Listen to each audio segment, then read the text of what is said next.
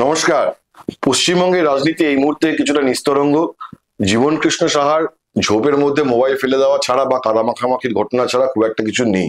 হ্যাঁ, ঠিক আছে, আগামীকাল কলকাতায় ছাত্র পরিষদের সভা রয়েছে এবং সেই নিয়ে কলকাতা বিশ্ববিদ্যালয়ের উপাচার্য এবং তৃণমূল ছাত্র পরিষদের মধ্যে একটা টানাটানি রয়েছে। কিন্তু এই মুহূর্তে সর্বভারতীয় রাজনীতিতে যেইখানে পলিটিক্স নিয়ে সবচেয়ে বেশি একটা টান টান চিত্রনাট্য তৈরি হয়েছে সেটা হচ্ছে পাশের রাজ্য বিহার।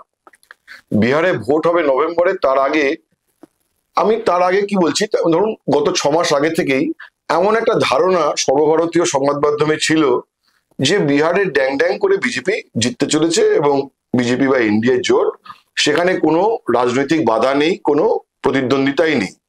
কিন্তু ভোট আস্তে আস্তে আমরা যেটা দেখলাম যে এসআইআর বা ভোটার তালিকা বিশেষ সংশোধন, নিবিড় সংশোধন নিয়ে সেখানে রাহুল গান্ধী এবং তেজস্বী যাদব যে আন্দোলন গড়ে তুলেছেন এবং যার আজ কিছুটা পশ্চিমবঙ্গ পর্যন্ত চলে এসছে প্রভাব, সেইটা নিয়ে প্রায় একটা ঝড় উঠেছে। এবং রাহুল গান্ধী 16ই অগস্ট থেকে সেখানে একটি যাত্রায় নেমেছেন। সাসারাম থেকে শুরু হয়েছে সেই যাত্রা, 1 সেপ্টেম্বর পাটনায় শেষ হবে। সেই যাত্রায় যে জন উন্মাদনা দেখা যাচ্ছে এবং আমরা দেখতে পাচ্ছি যে সকল সর্বভারতীয় সংবাদ মাধ্যম সেটাকে এড়াতে পারছে না। যেসব সংবাদ মাধ্যমের বিরুদ্ধে এই প্রচারও রয়েছে যারা কেন্দ্রের সরকার প্রভাবিত, সেই সব সংবাদ মাধ্যমেও আমরা দেখতে পাচ্ছি যে রাহুলের যাত্রাকে এড়িয়ে থাকতে পারছে না। কারণ বিহারে রাহুল এবং তেজস্বীর যাত্রা, বিশেষ করে রাহুলের যাত্রা, সেটা একটা বেশ একটা দর্শনীয় প্রভাব ফেলেছে। তো আজকে আমাদের সেটা নিয়ে আলোচনা, খবরের ভেতরে খবরে আমার সঙ্গে রয়েছেন দ্য ওয়ালের এক্সিকিউটিভ এডিটর অমল সরকার। অমলদা, কেন এই আলোচনাতে থাকা খুব প্রাসঙ্গিক, তার কারণে অমলদা দীর্ঘদিন বিহারের রাজনীতি খুব কাছ থেকে কভার করেছেন। পাটনায় পোস্টেড ছিলেন। লালু প্রসাদ নীতিশ কুমারের বাড়িতে তার যাতায়াত ছিল এবং বিহার রাজনীতির কুশীলবদের তিনি খুব ভালো করে কাছ থেকে চেনেন এবং জানেন। বিহার পলিটিক্সের একটা ক্লোজ অবজারভার। তো আমি অমলদার কাছে একটা ফার্স্ট যে আমার কোয়েশ্চেন, যে একটা নিস্তরঙ্গ একটা ভোট ছিল, যে একটা আলোচনায় ছিল না, মনে হচ্ছিল যে একটা একপেশে ভোট হবে, সেই ভোট এখনো 2 মাস বাকি আছে। তার আগে একটা জন উন্মাদনা রাহুল গান্ধীর এই যে যাত্রাকে নিয়ে তৈরি হলো, এইটা হঠাৎ করে কেন? 2-3টে কারণ আছে। একটি কারণ হচ্ছে যে এই মুহূর্তে বিহারের রাজনীতির বাস্তবতায় যেটা আছে যে আনএমপ্লয়মেন্ট নিয়ে মানুষের প্রবল ক্ষোভ আছে, ল অ্যান্ড অর্ডার নিয়ে মানুষের প্রবল ক্ষোভ আছে। এখন এগুলো তো সরকার দীর্ঘদিন থাকলে থাকে, কিন্তু সেটাকে ভোটের বাক্সে টার্ন করানোটা হচ্ছে মানে অপোজিশনের পলিটিক্স বা তার কৌশল।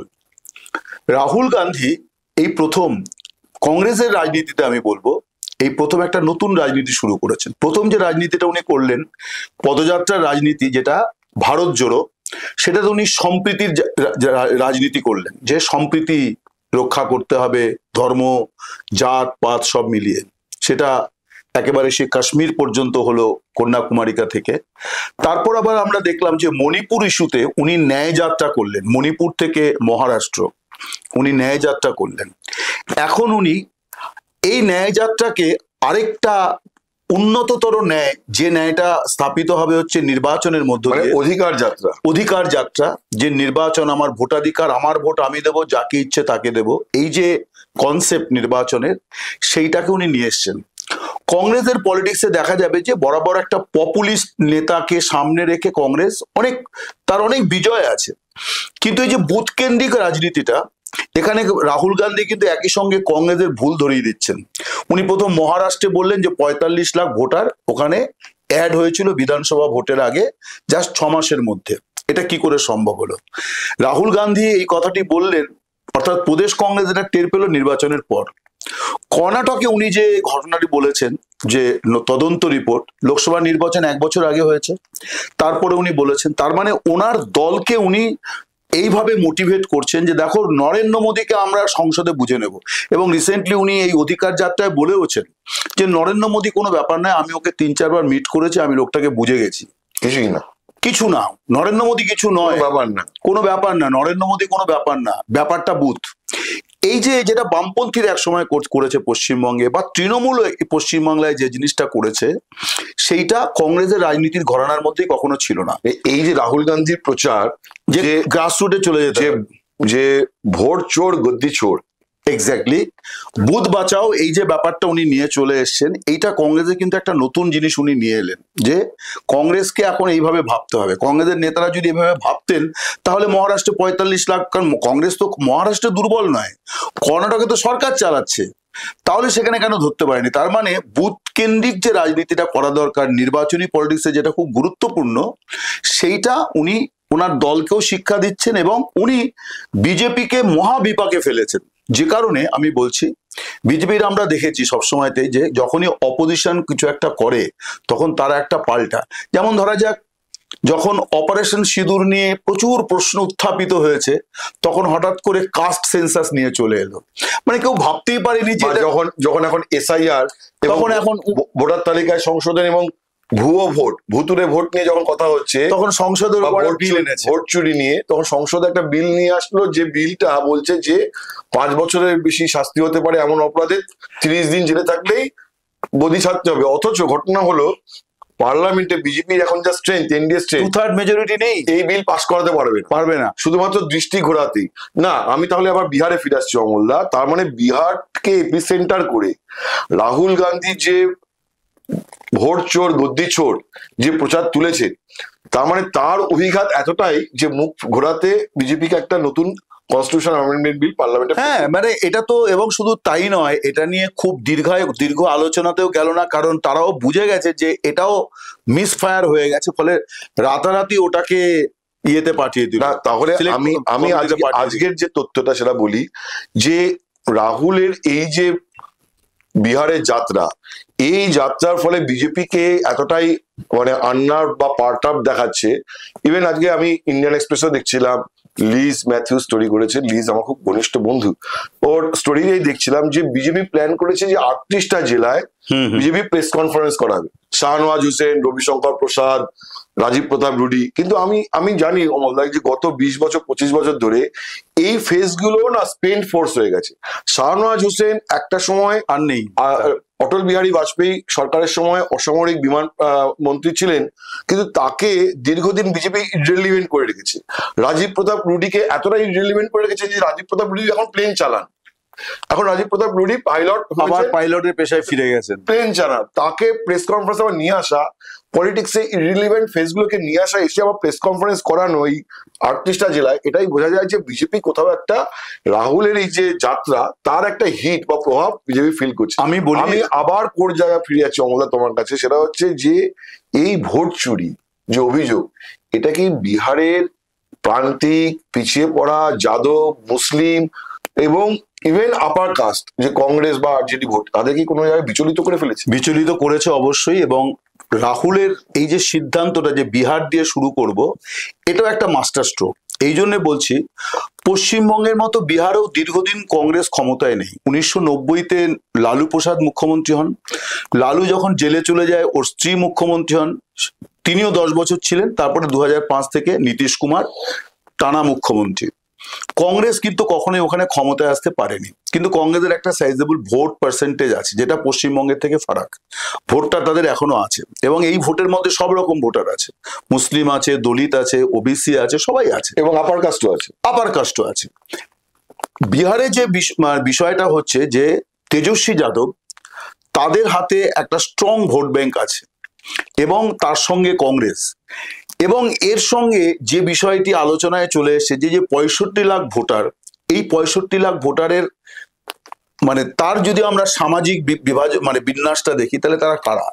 তারা কিন্তু সমাজের এই প্রান্তিক লোকেরা, যাদের কাছে ভোটার তালিকায় নাম থাকাটা ভোটদানের থেকেও বড় কথা রেশন পাবো কিনা।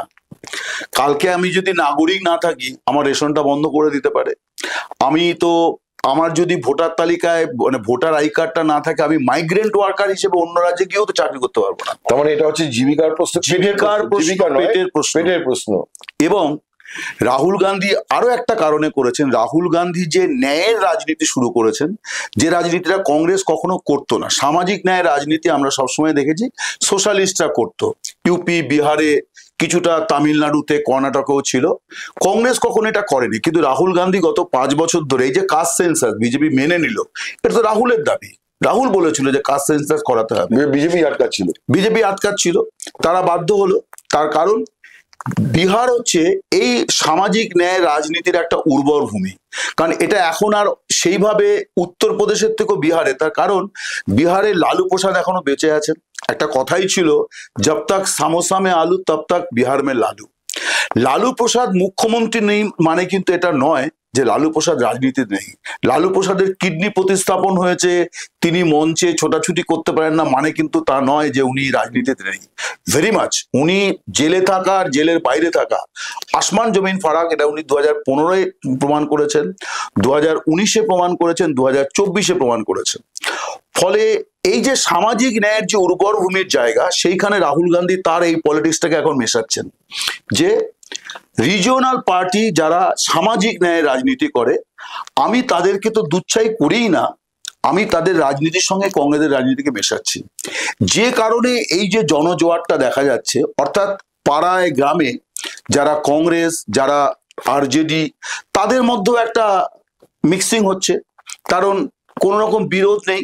একটা সময় পর্যন্ত ছিল কংগ্রেসের উপর গরিব মানুষের অভিমান হয়েছিল যে আমাদের দাবিগুলোকে নিয়ে কংগ্রেস সেভাবে হচ্ছে না, লালু করে। ইভেন এখন আমি বলবো যে নীতিশ কুমারের ইবিসি ভোট বলে একটা ভোট আছে, এক্সট্রিম ব্যাকওয়ার্ড কাস্ট, তারা আছে ওর সঙ্গে। তার মানে শাসক দলেও একজন মানে কাস্ট লিডার আছেন। এবং বিহারে তো একটা কথা আছে যে বিহারিরা মানে ভোট কাস্ট করেন না, তারা কাস্টকে ভোট দেন। মানে আমি যাদব, আমি যাদবকে ভোট দেবো। এইখানে একটা ফ্যাসিনেটিং যেটা ইনফরমেশন, যেটা তোমার সাথে আমার কিছুক্ষণ আগে কথা হচ্ছিল, যে আমাদের ধারণায় আছে যে বিহারে বিজেপি জেডিইউ জোট ক্ষমতায় রয়েছে, তার মানে তারা বোধহয় খুবই অতি শক্তিশালী। কিন্তু অ্যাকচুয়ালি দেখলে দেখা যাবে যে লালু প্রসাদ দের পার্টি আরজেডি একক দল হিসেবে কিন্তু তারা সব থেকে বেশি পপুলার পার্টি। মানে আমি যদি আজকে 2020 সালের বিধানসভা ভোটের ফলাফল দেখি, তাহলে 2020 সালের ভোটে আরজেডি পেয়েছিল 23.11% ভোট, 23% ভোট, এবং 75টা সিট সবচেয়ে বেশি, 75টা সিট সবচেয়ে বেশি। বিজেপি 19% ভোট পেয়ে 74টা সিট পেয়েছিল, জেডিইউ 15% ভোট পেয়ে 43টা সিট পেয়েছিল। এবং মনে রাখতে হবে এই 19% বা 15% এটা জোটে থেকে পাওয়া। আর কংগ্রেস আরজেডির সঙ্গে জোটে থেকে 9.48% ভোট পেয়েছিল 19খানা সিট। আর সিপিআইএম এ যে তাদের একটা ভালো ফোর্স আছে, তাদের ভালো ফোর্স আছে, এবং তারা আরজেডি এবং কংগ্রেসের সঙ্গে থেকে 6খানা বিধায়ক, এই বাজারে 12খানা এমএলএ, 12খানা বিধায়ক। তো আরো ইন্টারেস্টিং ফ্যাক্ট হচ্ছে যে শুধু তাই নয়, ওখানে আবার সিপিএম সিপিআই তারাও আছে। এবং সবচেয়ে মজার ব্যাপারটা হচ্ছে এই যে আসন সংখ্যার এত ফারাক হলো, কিন্তু বিরোধী জোট এবং ক্ষমতাসীন জোট এদের মধ্যে ভোটের ফারাক ছিল মাত্র 12,000। ভাবা যায়, মাত্র 12,000 ভোটের ব্যবধানে সব কটা আসন মিলিয়ে প্লাস মাইনাস করে একটা টোটাল 12,000 ভোটের ডিফারেন্স। সেই ভোটের ডিফারেন্সে কেউ সরকারে কেউ বিরোধী আসনে। ফলে লালু প্রসাদের যাদবের যে ফোর্স, সেটা কিন্তু একটা ফোর্স অফ রেকনিং। এখনো পর্যন্ত বিহারে Tejashwi Yadav is most popular leader. মানে সেটা হচ্ছে ভোটের পরিসংখ্যান অনুযায়ী, যে ভোটের পরিসংখ্যান অনুযায়ী বলা যায় যে নীতিশ কুমারের থেকেও পপুলারিটি বেশি তেজস্বী যাদবের। একদম ঠিক। ব্যক্তি নীতিশ বা তার পার্টি তার থেকে অনেক বেশি পপুলার। মানে আমি যদি হিসেব করে দেখি তাহলে 1.5 গুণ বেশি ভোট পেয়েছে জেডিইউ থেকে আরজেডি। সুতরাং এই একটা বেস রয়েছে, সেই বেসটা কিন্তু এখনো পর্যন্ত ক্ষয়িষ্ণু হয়নি। উল্টে যেটা হয়েছে যে নীতিশ কুমারের মুখটাও, আমি যেমন ওই কথাটা আবার রিপিট করতে, স্পেন ফোর্স হয়ে গেছে। মানে বহু ব্যবহারে, এবং এই পল্টুরাম যে তার নাম হয়ে গেছে, তার ফলে তার একটা বিরুদ্ধে বিশ্বাসযোগ্যতা নিয়ে বিরাট প্রশ্ন আছে, বিশ্বাসযোগ্যতা নিয়ে প্রশ্ন, অ্যান্টি ইনকামবেন্সি। এখন কোয়েশ্চেন হচ্ছে যে রাইডিং অন অ্যান্টি ইনকামবেন্সি, সেই লোকটাকে এখনো তো সামনে রাখছে বিজেপি। বিজেপি তো এখনো কোনো চিফ মিনিস্টার মুখকে প্রজেক্ট করেনি। তাহলে বিজেপি কি করে এই বিহারে সুইপ করার কথা ভাবছে? না, এটা তো বিজেপি সবসময়, যেটা ওভার কনফিডেন্সের যে স্ট্র্যাটেজি, এটা সবসময় তারা দেখায়। কিন্তু বিজেপির এই মুহূর্তে এই যে 38টা জেলায় প্রেস কনফারেন্স করবে যে সিদ্ধান্ত, আমি বলছি 1 মাস আগে যখন প্রথম এসআইআরটা শুরু হয়, তার 3 দিনের মাথায় বিহার বিজেপির সাংগঠনিক সম্পাদক তিনি পাটনাতে মিটিং রেখেছিলেন দলের। সেইখানে সমস্ত জেলা থেকে তারা বলেছিল যে এটা আমাদের জন্য ব্লান্ডার হতে যাচ্ছে, কিন্তু ততদিন ইলেকশন কমিশনের ঘোষণা হয়ে গেছে, ফলে এটা থেকে পিছিয়ে আসার উপায় নেই। ফলে এখানে বিজেপির কেন্দ্রীয় ইয়েতেও আছে, সেটা হচ্ছে যে এই গোটা সিদ্ধান্তটার ব্রেন চাইল্ড হচ্ছে অমিত শাহ। বিজেপির ভোট সংক্রান্ত যে কোনো বিষয় এখনো পর্যন্ত কেন্দ্রীয় স্তর থেকে রাজ্য স্তর অমিত শাহ, এবং এই ভদ্রলোক অমিত শাহের মিনিস্ট্রির মানে কোঅপারেটিভ মিনিস্ট্রির উনি সেক্রেটারি ছিলেন, যিনি এখন সিইসি।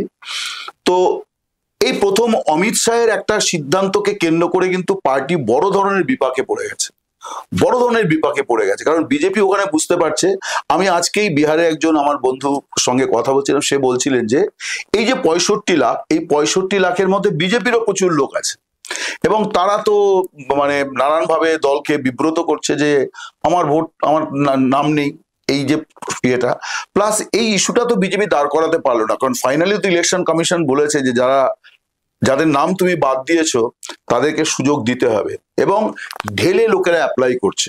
ফলে সাংবিধানিকভাবে, আইনগতভাবে, পদ্ধতিগতভাবে এবং রাজনৈতিকগতভাবে এই মুহূর্তে বিজেপি অত্যন্ত মানে কি বলবো, মানে চাপের মধ্যে আছে, কিন্তু তারা কখনোই সেটাকে প্রকাশ করে না। কিন্তু বোঝা যায় প্রধানমন্ত্রী এত ঘন ঘন বিহার সফর, এত ঘন ঘন একটা জিনিস অমলদা, যে এই বিহার ভোটের সময় যখন বিহার ভোট এগিয়ে আসছে, এমন একটা চরিত্র বিহারে রয়েছে যাকে পশ্চিমবঙ্গের মানুষ চেনে, যে লালু প্রসাদ, তো না তা নয়, লালু প্রসাদ বাদ দিয়ে বলছি, পশ্চিমবঙ্গে ছিলেন এই ফেসটা খুব মানে সেটা হচ্ছে প্রশান্ত কিশোর। এখন প্রশান্ত কিশোর কি বিহারে ভোট কাটুয়া বলে পরিচিত হবে? আমি দেখছি প্রশান্ত কিশোর ওখানে নীতিশ কুমারকে মানে মুন্ডপাত করছেন এবং বলছেন যে সম্রাট চৌধুরী দুর্নীতি পরায়ণ, ওই মন্ত্রী তার অ্যাম্বুলেন্স কেলেঙ্কারি আছে বলে এটা একটা প্রচার করে যাচ্ছেন। প্রশান্ত কিশোরের রোলটা কি? প্রশান্ত কিশোর বিজেপির প্লেয়ার, জাস্ট লাইক আসাদুদ্দিন ওয়েসি, মানে অপোজিশনের ভোটটাকে ভাগ করছে, অপোজিশনের ভোটটাকে ভাগ করা, অ্যান্টি বিজেপি ভোট কিছুটা কেটে দিয়ে বিজেপিরই রাস্তা পরিষ্কার করা। উনি এই একটা ফোর্স বিজেপি এইভাবে তৈরি করেছে, নানান ফর্মে বিভিন্ন রাজ্যে তৈরি করেছে, যে যারা বিজেপির হয়ে কাজ করবে কিন্তু বিজেপির বিরুদ্ধে বড় বড় কথা বলবে। এটা হচ্ছে যে অপোজিশনের ভোটটাকে ভাঙা। বিহার ইলেকশনের লোকসভা 2024 সালে বিহারের ভোটে যে ফলাফল ছিল সেটা ছিল খুব স্ট্রেট। সেটাতে জেডিইউ এবং বিজেপি জোটই খুব ভালো রেজাল্ট করেছিল। বিজেপি 12খানা সিট পায়, জেডিইউ অতগুলোই সিট পায়, আরজেডি মানে 4টে বা 5টা সিট পেয়েছে। তো 40খানা আসনের মধ্যে মেজরিটি সিট জেডিইউ এবং বিজেপি পেয়েছিল। তার ফলে অনেকেই ধারণা করে নিয়েছিলেন যে খুব সহজ সুগম যাত্রা হবে বিহারে, এবং যেভাবে মহারাষ্ট্রে জিতেছে, হরিয়ানা জিতেছে, দিল্লি জিতেছে, এই ভোটেও খুব সুগম হবে। কিন্তু এখনো পর্যন্ত এখন হঠাৎ করে দেখা যাচ্ছে যে it is not going to be a very easy fight. একটা ছোট আমলার লাস্ট প্রশ্ন দিয়ে শেষ করব, যে এই বিহার ভোটের দিকে তো আমাদের নজর থাকবে। আজকে যারা প্রিলিমিনারি আলোচনা হলো, এইখানের ফলাফল কি পশ্চিমবঙ্গে প্রভাব ফেলতে পারে? হ্যাঁ, নিশ্চয়ই। মানে পশ্চিমবঙ্গের চারপাশেই বিজেপি, বিহারে বিজেপি আছে, ঝাড়খণ্ডে তারা ছিল কিন্তু ওখানে তারা ফেল করেছে, আসামে বিজেপি আছে, ওড়িশাতে ফাইনালি নবীন পট্টনায়ককে তারা কুপঘাত করেছে, ওখানে বিজেপির সরকার আছে। পশ্চিমবঙ্গে এই মুহূর্তে একটা দ্বীপের মতো অ্যান্টি বিজেপি ফোর্স হিসেবে আছে। এটার দুটো জিনিস হতে পারে। একটা হচ্ছে যে পশ্চিমবঙ্গের মানুষ এই যেটা বিশেষ করে বাঙালি যে ইস্যুটা উঠেছে ভাষাকে কেন্দ্র করে, এই বাঙালি জাতীয়তাবাদের এটা যদি সেইভাবে কাজ করে ঠিকভাবে, তাহলে কিন্তু পশ্চিমবঙ্গের মানুষ ডিসাইড করবে আমরা এখানে বিজেপিকে ঢুকতে দেবো না। বিজেপি যদি ওখানে জিতে যায়, এটাও ঠিক যে 2020-তে জিতেছিল, তার প্রভাব পড়েনি, কিন্তু মমতা সরকারেরও যেহেতু আরো 5 বছর ইনিংসটা বড় হয়েছে, ফলে ওখানে যদি বিজেপি হয় কিছুটা তার প্রভাব তারা, এবং বিশেষ করে লাগোয়া কিছু জেলা ঠেলাতে তারা। এটা তো বিজেপি জিতলে আপনি বলছেন, না জিতলে কোনো তো মানে যদি এখানে বিজেপি হেরে যায়, মানে যেটাকে আমরা বলছি যে রাহুল গান্ধীর একটা ঝড় তুলেছেন, একটা স্রোত বইছে, সেটা যদি ফ্ল্যাশ ফ্লাডের মতো আজকে বিজেপি ওখানে ধুয়ে নিয়ে চলে যায়, তাহলে সবচেয়ে বড় জিনিস যেটা হতে পারে আমার ধারণা, তৃণমূল এবং কংগ্রেস 2011-তে যেভাবে জোট হয়েছিল সেই জোটের জায়গায় আবার চলে যাবে। এইটা তো আমার আবার বিতর্ক আছে, আমরা এই জোটের ব্যাপারটা নিয়ে পরে আসবো।